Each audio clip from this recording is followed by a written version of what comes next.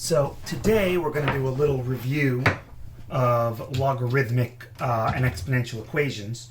And the reason we need these is in addition to filling out your repertoire as far as being able to solve various types of equations and functions for specific values, these are going to come into play, especially solving exponential equations, when we deal with modeling. The next couple of lessons after this are going to be involving modeling what are called logistic growth, and then some modeling involving logarithms, which is going to be new stuff. So this is the last of the review here. So just like with any other types of functions, like quadratic, absolute value, linear, rational, radical, and piecewise, logarithms can appear in equations. As always, the goal in solving these types of equations is to isolate the variable. To do this, we have to use logarithm laws and the concept of functional inverses. So for example, if I wish to solve this equation for x, and this equation involves logarithmic expressions, the goal here is going to be to use the inverse of the log function. Now, we cannot just go, oh, okay, so what I'm going to do is I will just make each of these a power of 10. And the reason we can't do this is because exponentiation does not distribute over addition. You see, the reason people do that is you're so used to doing problems where it's, okay, I'll just multiply everything by, let's say, 3. So then this would be 3, this would be 3, and this would be 3. And the reason that works is because when we multiply the entire left equation by 3 and the entire right equation by 3, what we're really doing is we're composing the left side of this equation with the function 3x, 3 times the input. And then I'm composing the right side with 3x, 3 times the input. And then the 3 winds up distributing. But note, we don't do that when we deal with any other operation other than division. So if I were to do addition, if I were to add something, I would just go plus 7 on this side and plus 7 on that side. We wouldn't add 7 to everything, because when we're adding, we're composing the original function with x plus 7. So I take my input, which is the left side of the equation, and I just add 7 to it. The same is true with square roots. If I had a situation where I had, for example, 9 plus 16 equals 25, if I take the square root, if I compose both sides of this equation with the square root of x function, it would be this. Note that we don't do this and simply take each piece and take the square root of it, because in that case we would get 3 plus 4 equals 5. And if that doesn't tell you that there's an error being made here, then I don't really know what else will. So the idea here is that the only reason that we can multiply every term by the same thing is because of the distributive property of multiplication over addition. So in this case, I cannot just do 10, 10, 10. It doesn't work. I have to compose each expression. I can't compose pieces of expressions. So I have to get the left side of this equation, this expression, to be a single logarithm.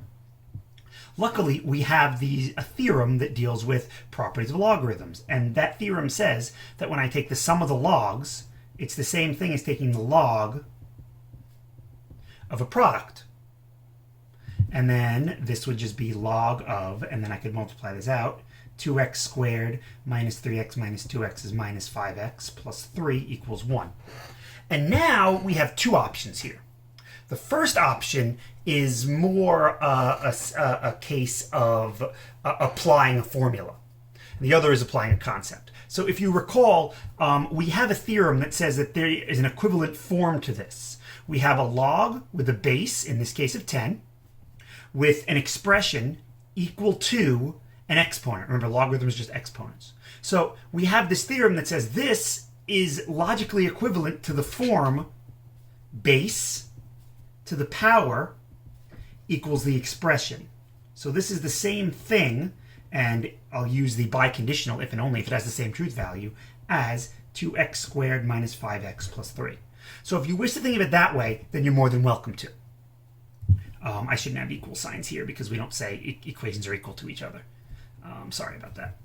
So the other way to do this, and this is the more conceptual way, is to go, well, now I'm trying to solve this equation.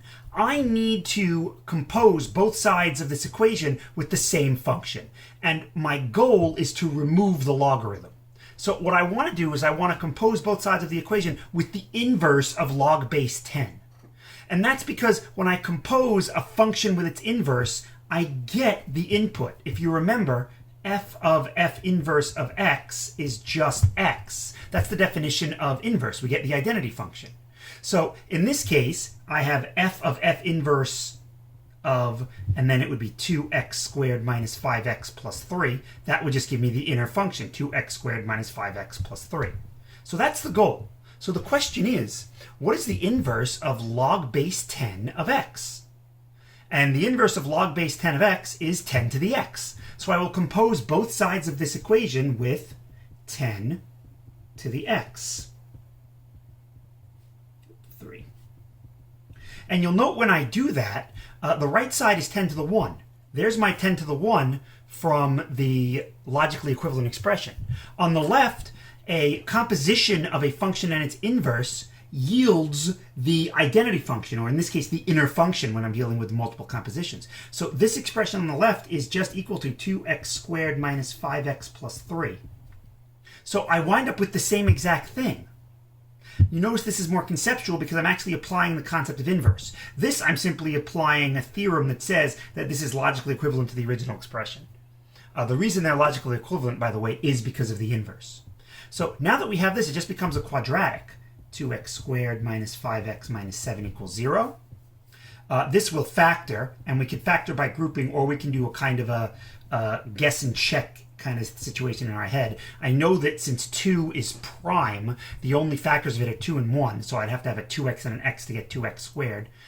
7 is prime, so the only way I can get 7 is to have a 7 and a 1. And now all I have to do is arrange this so that when I multiply them properly, I get 5. So I'll put the 1 here and the 7 here because I can foresee 2x times 1 is 2x, 7 times x is 7x, and 7x and 2x I can easily use to make negative 5x. I'll just make this a negative 7, so I get negative 7x, and a positive 1 to make this plus 2x. You could also do this by grouping. That works too, but this is just another method. It doesn't always work, but it's a kind of an analysis. If you have good number skills, it's a way to think of it. And then when all is said and done here, we get x is equal to 7 halves, or x equals negative 1. Remember, when solving a quadratic, it's or because x can't be both solutions at the same time. But now we're not done. You see, we have a situation here that involves domain. We have to make sure that these solutions actually fit into the domain of the logarithm. Remember, the domain of log x, the domain of any logarithmic function, is that the inner function has to be positive. That means x minus 1 has to be positive and 2x minus 3 has to be positive. So I can test that. How? Well, if x is 7 halves minus 1 is 5 halves. That's positive. We're good. If x is 7 halves, 2x minus 3 would be 4. That's also positive. So I'm taking the logarithms of two positives, so this is a possible solution. X equals negative 1, however, will yield a log of negative 2 in the first expression. The log of negative 2 is undefined, so we reject that. So our solution is simply x equals 7 halves. And if you want to actually go through with the entire check, you can see. Remember, we check using the initial equation given to us and not an equation that's gained from the algebra that we do. And the reason that we don't check, for example, over here is because we could have changed the problem. Note that if x minus 1 and 2x minus 3 are both negative, their product will wind up being positive, and then this logarithm will be positive, yet there won't be solutions to either one of these. So, issues that we have to work out. Same idea here. Notice we have multiple logarithms, not just on one side. So I can do this two ways. One, I can move every single expression with a logarithmic function to one side. So ln x plus 1 minus ln x minus 3 minus ln 5 equals 0. And now I use the log laws. Ln x plus 1 minus ln x minus 3 is ln x plus 1 over x minus 3 minus ln 5 equals 0.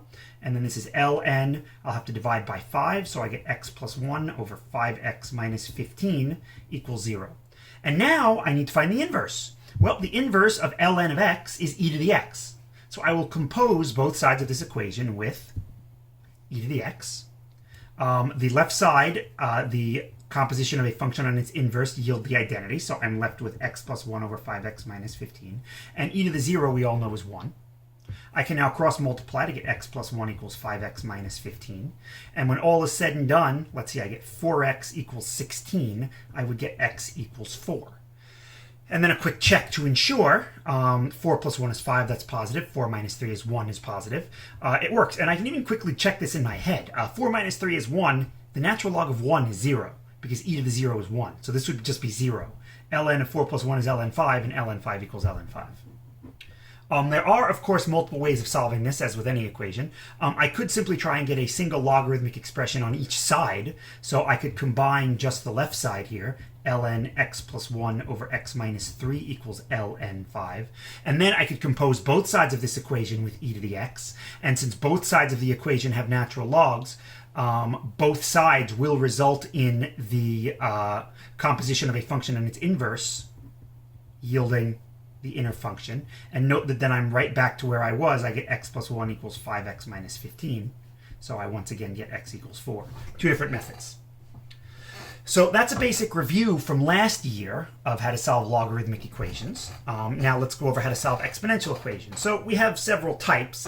They're really not different types. We classify them as such, but really they're all the same. We can just use certain processes in some that we can't use in others. For example, exponential equations where we can get both expressions in the equation to have the same base are much easier. If you remember from last year, the rule was, oh, we have the same base, we just set the exponents equal. Yay, let's just set the exponents equal because it's a rule. And then we'll solve and we'll get, what do we get here?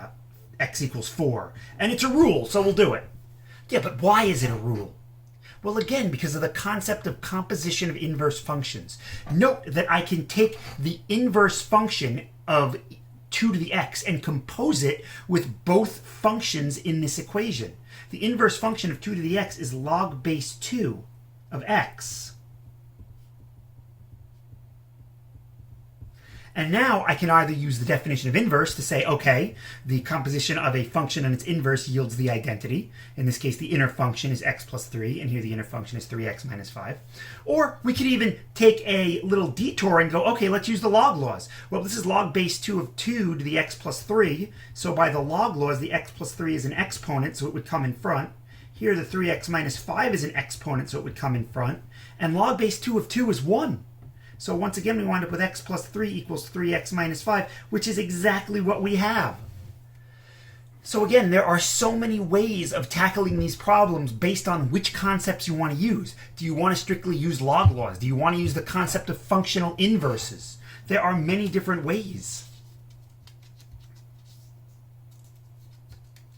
Note also that the domain of exponential functions is all real numbers. So I don't even have to check for domain here. I could check to make sure that the answers are the same. If I plug in 4 on the left, I get 2 to the 7. If I plug in 4 on the right, I get 2 to the 7.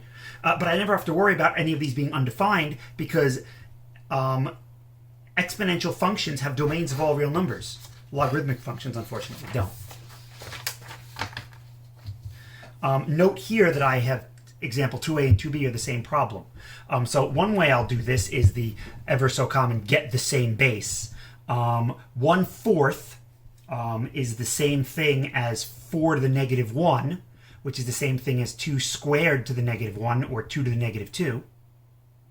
And 8 is 2 to the 3rd. So I can replace this 1/4 with 2 to the negative 2, and I can replace this 8 with 2 to the 3rd. And now I can use the theorem involving rules of exponents that we know. This is 2 to the negative 2x equals 2 to the 3 minus 3x. And now again, I can take the log base 2 of both sides. Log base 2 of 2 to the minus 2x, log base 2 of 2 to the 3 minus 3x. And then use either the concept of composition of functions and composition of inverses, or I can use the log laws. Whichever way I choose to do this, I will wind up with this equation, this linear equation that I'm trying to solve. And let's see, if we add 3x, we just get x equals 3. Cool. So I get x equals 3. That's nice. A quick check, 1/4 to the 3rd would be 1 over 64. And 8 to the negative 2 is 1 over 64. So yeah, this is the correct answer. What other way is there to do this? Well, I could apply the concept of composition of inverse functions from the very beginning. This is 1/4 to the x. So what I will do is I will take the inverse of 1/4 to the x, which is log base 1/4 of x. So I will apply log base 1/4 of x. I will compose both sides of this equation with the function log base 1/4 of x. Log base 1/4 of 8 to the 1 minus x. Now, why bother doing that? Well, on the left, either the concept of inverse or the log laws just gives me x. On the right, I can use the log laws to get 1 minus x times log 1/4 of 8. Multiplying this out, I get log base 1/4 of 8 minus x log base 1/4 of 8. I can now add this expression with the x to the right side, so I get all expressions involving x on one side of the equation, because we're going to use a very classic solving method where we factor out the x and we get 1 plus log 1/4 of 8 equals log 1/4 of 8. So here x equals log of 1/4, log base 1/4 of 8 over 1 plus log of log base 1/4 of 8. And this is an acceptable answer. In fact, if we plug this into the calculator, and I think that you'll be quite surprised when we plug this into the calculator, unfortunately my calculator is not working. If we plug this into the calculator, and you can try this on your own, but you will get that this is the same exact thing as 3. Now, there was nothing stopping me at the beginning here from doing this with log base 1/4. We could have done this with log base 8. So I compose log base 8 of x with each side of the equation. And then the left side, the log laws have the x coming down. And the right side, by the composition of functional inverses, I simply get 1 minus x. It's the same game. I'll add x to both sides in order to bring the x over. Factor out the x, 1 plus log base 8 of 1/4. 1. So here x equals 1 over 1 plus log base 8 of 1/4. This is also 3. And the beautiful thing is I don't have to use any of those. I could choose whatever base I want. And one of the most common bases to use and to choose, now, I've got 4 ways of doing this. I've got method 1, I've got method 2, we've got method 3. I could choose to choose any log base, and I will choose ln. So I can choose ln 1/4 to the x equals ln 8 to the 1 minus x. ln is the one of the most common logarithmic bases, e. So I'll just choose to do ln. Here I get x ln 1/4 by the log laws. Here I get 1 minus x ln 8. Distributing out the right side gives me ln 8 minus x ln 8.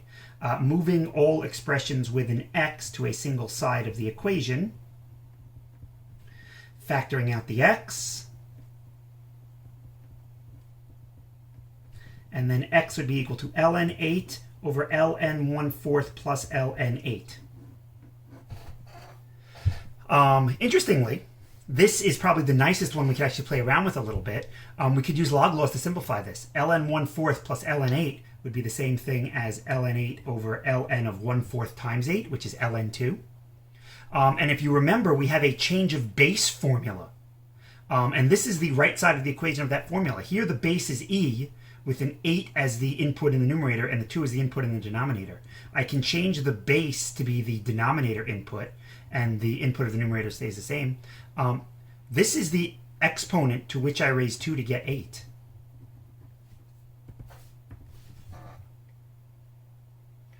We can also do this here. 8 to what power gives me 1/4? Well, 8 to the 1/3 power gives me 2. So 8 to the 2/3 power gives me 4. So 8 to the negative 2/3 power would give me 1/4. So this is really negative 2/3. 1 minus 2/3 is 1/3, and 1 over 1/3 is 3. We said this was negative 2/3. 1 minus 2/3 is 1/3, and this is negative 2/3 over, wait, Maybe not. I might have made an error here.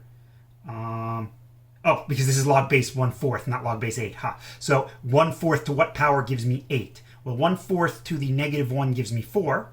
1/4 to the -1/2 would give me 2. So this would be 1/4 to the -3/2 would give me 8. So this is -3/2. 1 minus 3/2 gives me -1/2. -3/2 over -1/2 gives me 3. They all are equivalent. I could have chose regular log with a base of 10, any one I wanted. And the reason we do this to get this common base, as you can see, is it kind of simplifies things a little bit because people are kind of scared of logs. But it's just another function. And ln 8 is just a number. It's a number like the square root of 7 is a number. Example 3. Okay, now we're talking. So here the idea is to isolate the exponential function. So let us subtract 10 from both sides. 3x plus 1 equals -16. Divide both sides by the -1, so I isolate the exponential function. And now we have multiple ways of doing this. I can get a common base and then solve it, which means that x will be 1. Or at this point right here, because remember what we really did here is we did log base 2 as a composition with each side. Or instead, right here, I could simply say, okay, let's take log base 2 of 2 to the 3x plus 1 and log base 2 of 16. And then this here would be 3x plus 1. And log base 2 of 16 is 4. And I wind up with the same thing. Or instead of that, at this point, we could have taken the natural log of both sides and then gotten 3x plus 1 times ln 2 equals ln 16. This is 3x ln 2 plus ln 2 equals ln 16. This is 3x ln 2 equals ln 16 minus ln 2. Oops, forgot the 2. So this is 3x is equal to ln 16 minus ln 2 over ln 2. So x would be equal to this. And if you recall, ln 16 minus ln 2, we would divide these, so I could actually simplify this further. This is ln 8 over 3 ln 2. And again, I could use the change of base form here. This is 1/3 times ln 8 over ln 2, which is log base 2 of 8, which is 3, and 1/3 of 3 is 1. So it's kind of cool how all of this just works based on the way that we've defined these functions. These numbers work. Solve for t, round your answer to the nearest 10,000. So what we'll do is we will solve for t. I'm going to do this without rounding because my calculator is currently not working. So, and then we can just plug it in the calculator afterwards. Subtract here. And the reason we would round is for like an applied problem. Here we get 2.9 e to the 0.181t. Here we get, let's see, 1.283. I will divide both sides by 2.9. So this is 283.1 divided by 2.9. Then to get the 0.181t out of the exponent, I will take the natural log of both sides because the natural log of x composed of e to the x just gives me the identity function, or what's inside the inner function there. And now it's a matter of just dividing both sides by 0.181. So the final result here will be ln of 283.1 over 2.9 all over 0.181. And afterwards, after I get this, I would round, not before. And the reason for that is if I start trying to round during the solution process, I could introduce greater error. Because you don't know if by rounding to the nearest 10th or 100th, you're cutting off information, data, that is going to affect how you round the final answer. So in any applied problem, you really shouldn't round until the end. So in this case, notice that I didn't even use a calculator. I got this just almost structurally. I could just follow the rules of solution and get this. I don't know what I did other than follow some procedure, but it worked because I understand the concept. In the end, I'm going to get a more precise answer. And then rounding to the nearest 10,000th, because in this class we always round to the nearest 4 decimal places. And anyway, that was a little bit of review as far as exponential and logarithmic equations. Next time we're going to be using these in applied problems. And your homework tonight is just to practice some of these. So once again, this gets the Cetron seal of approval. And I hope you enjoyed.